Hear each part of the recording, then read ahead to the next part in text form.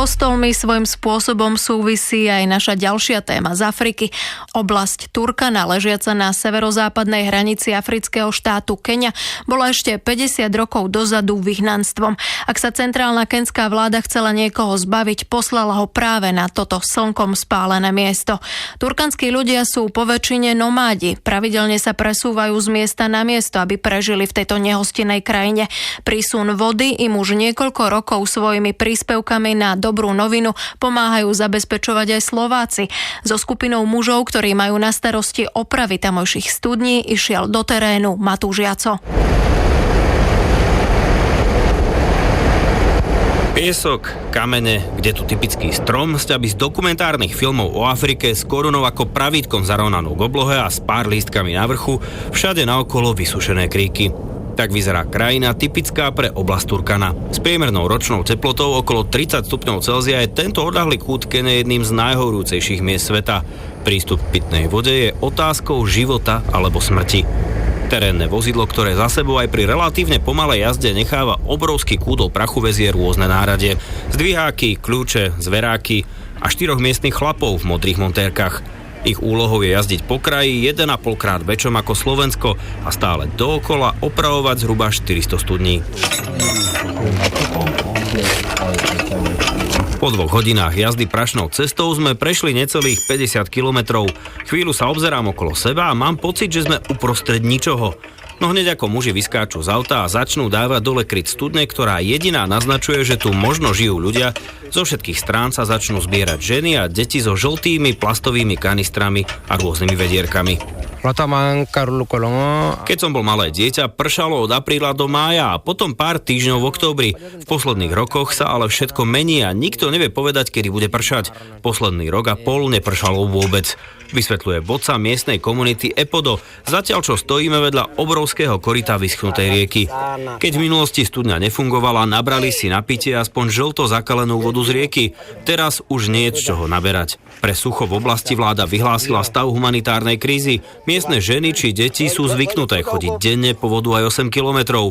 Suchom sa ale vzdialenosti medzi zdrojmi vody zväčšili. Jedinou záchranou sú hĺbkové studne.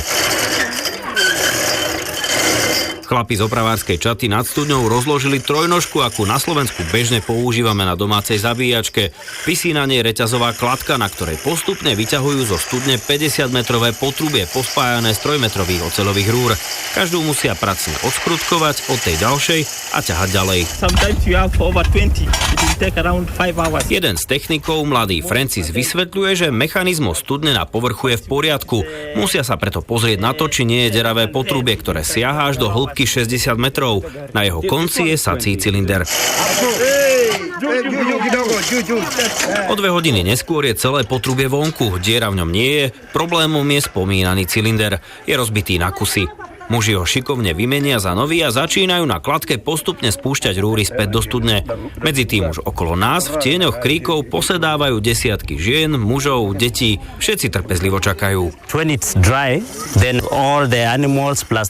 Keď je sucho ako teraz, ľudia sa pri pumpách striedajú celý deň. Tie sa potom častejšie kazia, aj 6-krát za rok, vysvetľuje Joseph Nanga, muž, ktorý koordinuje pohyb 2 skupín opravárov po celej oblasti. Chlapi pre zlé cesty a obrovské vzdialenosti často chodia aj na niekoľko týždňové výjazdy. Na severe Turkany, kde podľa ľudí z centrálneho mesta Lodvar okrem pastierov kôz, vyzbrojených kalašnikovmi a lúpežných banditov nič nie je, strávili nedávno 32 dní.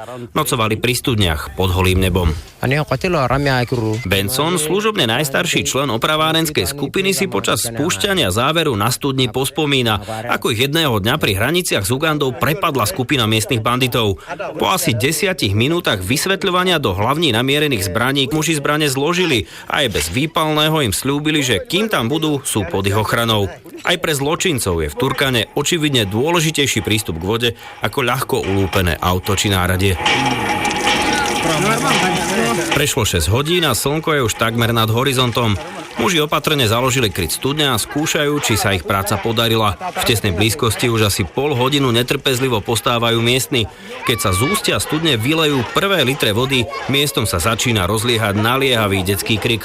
S malými či väčšími vedierkami a nádobami sa o prúd vody hádajú ako tú najmilovanejšiu hračku a pretekajú sa, ktoré si naberie skôr a konečne sa dnes prvýkrát napije. Stojím zatiaľ opodiaľ a uvažujem, čo by na tento pre nás z Európy neuveriteľný pohľad povedali slovenské deti, ktorí iba pár mesiacov dozadu na Vianoce v akcii Dobrá novina zbierali od Slovákov peniaze, aby mohli zaplatiť opravu aj tejto studne.